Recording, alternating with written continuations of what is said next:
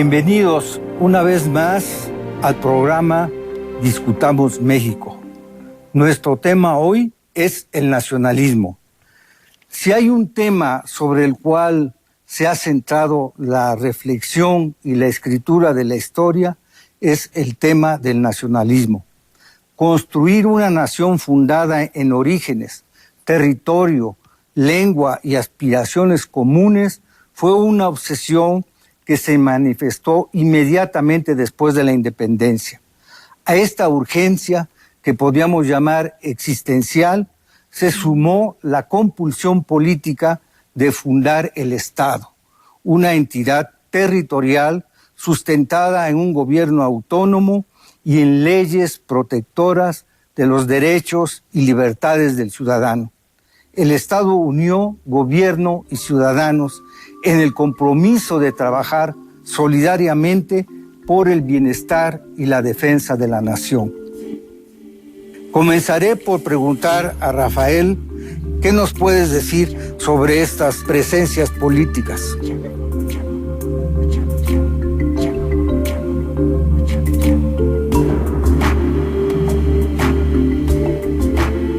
En América Latina, a diferencia de Europa, las naciones no construyen a los estados. Es decir, no existen naciones preexistentes definidas a partir de un repertorio de identidades culturales como la lengua, la religión, cierta homogeneidad étnica, sino que es al revés. Son los estados los que construyen comunidades culturales imaginadas como naciones románticas, que no existían antes. Yo creo que lo que tenemos son identidades, a veces identidades regionales, a veces identidades en torno a una ciudad, ciudades rivales, ¿verdad? Como Veracruz y la Ciudad de México, en el Virreinato de la Nueva España. Son identidades más tangibles esas que las de una nación preexistente. Entonces, ¿qué sucede? Que la independencia naturalmente se construye sobre esa ausencia de identidades nacionales previas. Y el republicanismo aparece como una fórmula, yo diría, de identificación continental e incluso hemisférica.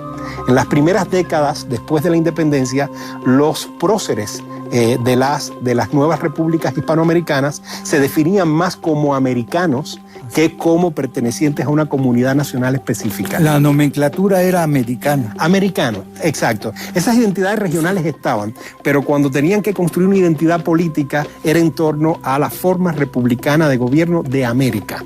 Y eso es la dimensión hemisférica de esa identidad también nos lleva a un fenómeno muy propio de la primera mitad del siglo XIX, que es también una débil diferenciación con los Estados Unidos. O sea, los Estados Unidos no aparece como una potencia hegemónica o como un enemigo, ¿verdad? Solo hasta después de la guerra del 47 con México. En ese momento, Estados Unidos es un aliado.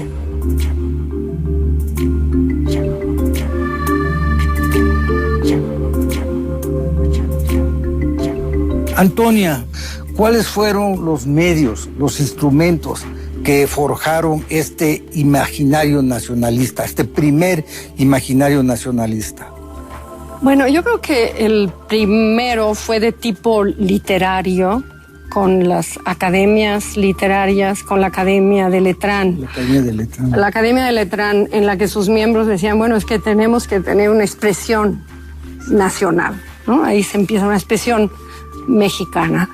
Y de estas asociaciones literarias luego nacieron sus portavoces, las revistas literarias, ya con el nombre del Museo Mexicano, el Mosaico Mexicano, con imágenes, con litografías para dar a conocer lo que significaba México. Esto todavía no era la historiografía, sino que era una expresión literaria de gran impacto que se cortó en el 46 con la guerra con Estados Unidos y luego ya vino con gran fuerza a raíz de la pérdida, la necesidad de forjar realmente una nación, puesto que lo que hubo durante la guerra fue justamente la muestra de que no había una nación. El cambio drástico se va a dar después de la guerra con Estados Unidos,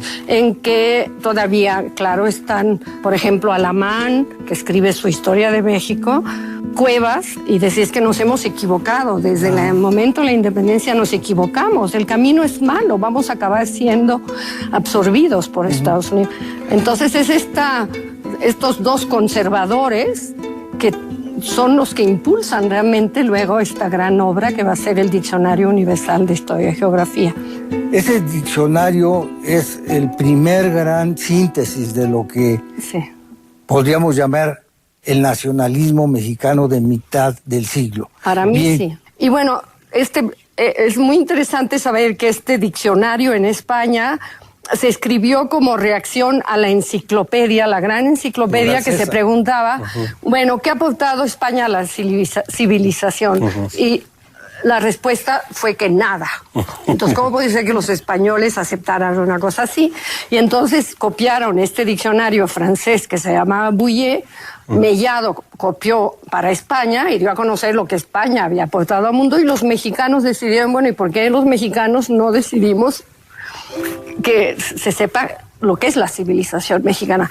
Y sobre todo también que los mexicanos supieran cuál era el territorio que tenían, cuál era la diversidad étnica, la diversidad lingüística que los enriquecía su pasado, tanto el prehispánico como el colonial, porque además sus hombres ilustres. La primera gran imagen totalizadora de México. A veces es interesante, porque dice, para que sepan los mexicanos, un poco como que dice ahora Sarkozy, a quién venerar y a quién despreciar. Así lo dice.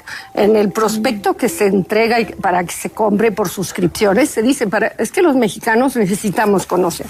Entonces, no es una obra historiográfica en sí, es una obra enciclopédica que parece mentira en un país tan analfabeta que pensaran que este tipo de obra, el diccionario es monumental. En España fueron 7 tomitos y en México fueron 10 tomotes.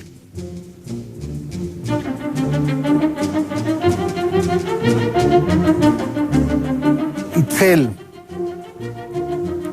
¿cómo empieza a expresarse esta idea de la nación en la pintura y el arte? Bueno, esta idea de la nación en la pintura y el arte empieza en el siglo XIX, por supuesto, y sobre todo en la pintura de historia. Hay muchas pinturas de historia que se hacen en la Academia de San Carlos, en donde están el pasado prehispánico, la conquista, y esos son los dos momentos de la historia que más se representan. Una vez que empieza el siglo XX, sigue sobre todo la producción de pintura de historia del pasado prehispánico. Y cuando empieza la revolución, esta necesidad de pintar, de tener un arte nacional, de pintar a la nación en las imágenes plásticas, sigue viva, pero ahora da un cambio, ¿no? Hay un cambio.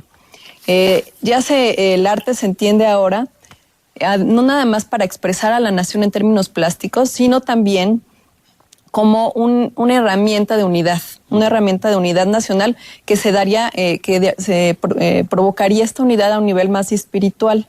Y desde muy temprano, durante la década revolucionaria, hay varios planteamientos en la literatura y también en las artes plásticas que dicen que lo que necesita México para salir de esta barbarie es una expresión cultural fuerte y sobre todo en el arte.